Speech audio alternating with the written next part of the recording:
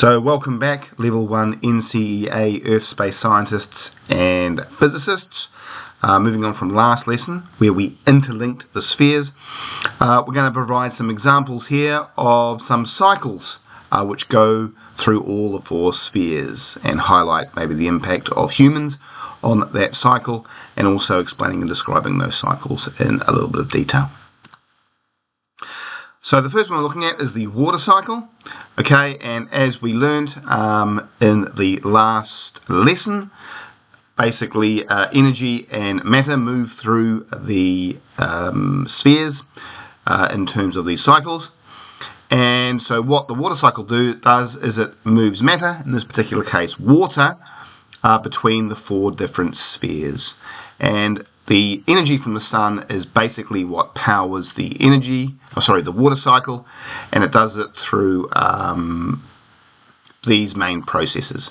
Okay, so here we are, we've got our little raindrop which has fallen to the ground. It's in an ocean, and so that is evaporated through the sun. So the sun heats up the water, and that leads to evaporation of that water, and that means we've got some energy transfer. Okay, so you've got the heat energy from the sun being transferred into the water, allowing it to change state into water vapor.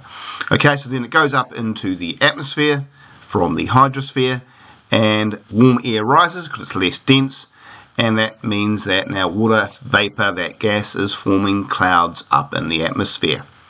Okay, and then as those clouds get bigger and bigger and go further up, they become more dense, and that water begins to then form rain through precipitation or snow or even hail. And this is an example of matter cycling. Okay, so the water is now being moved again in terms of matter. And obviously it rains down onto the geosphere, and then we have runoff and infiltration. So water flows into rivers and soaks into the ground.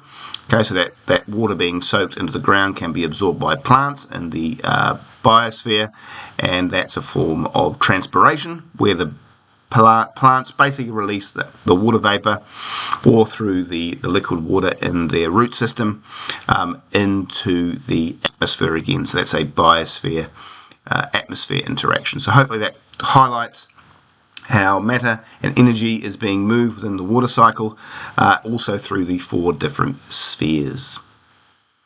So in terms of humans' impact on the water cycle and energy flow, I'll just provide one example here, but in the internal you might be able to research others. The example I've chosen is deforestation. So basically what happens is that humans cut down trees, and how that affects matter cycling is there's less transpiration. Okay, so less water is being moved from the biosphere into the atmosphere, reducing rainfall. There's more rain runoff and erosion, so water doesn't soak into the soil. So yeah, it increases floods and landslides and erosion, which we saw with the recent events in the North Island around storms last couple of years. In terms of energy flow, there's less shading from trees, so more solar energy is now heating up the geosphere, the land, increasing the local temperatures. So you might notice in cities which are urbanized that it's a lot hotter, and trees actually cool down the temperature. In terms of changing cloud formation, less water vapor means fewer clouds, and that's going to affect weather patterns, like the monsoons, for example, in India, but also we're seeing that change in weather patterns in New Zealand with increased droughts in some parts and increased rain production in other parts of the country.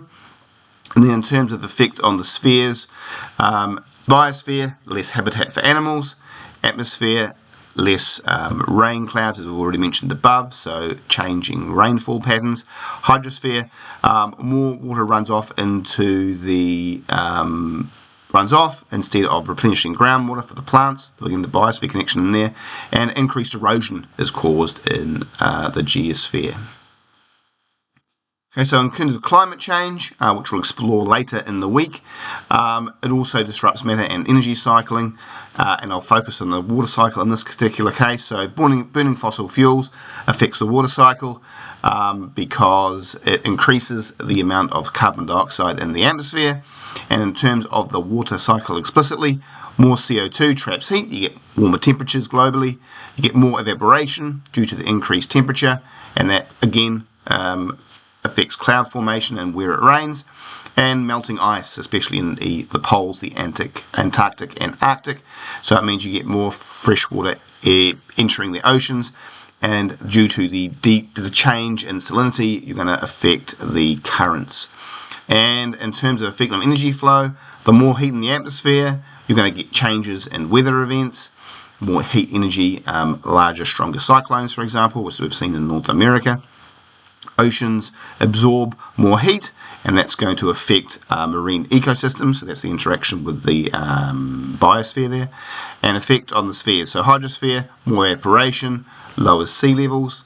The biosphere, some species will struggle to survive in warmer temperatures, and in the geosphere you get more erosion and potentially deforestation as the erosion affects, knocks down trees. So just basically in summary, why it all matters. So the water cycle is basically powered by the sun and moves the water, H2O, through the spheres, and us humans are going to disrupt these natural cycles, leading for the environmental changes which are kind of illustrated in some examples in the previous slides. So things you can do: protect forests by maintaining the water cycle and local energy balance, so planting trees, for example. Reduce carbon emissions, so again that's using vehicles less regularly, using public transport, and conserving water to prevent the shortages that we're seeing at the moment.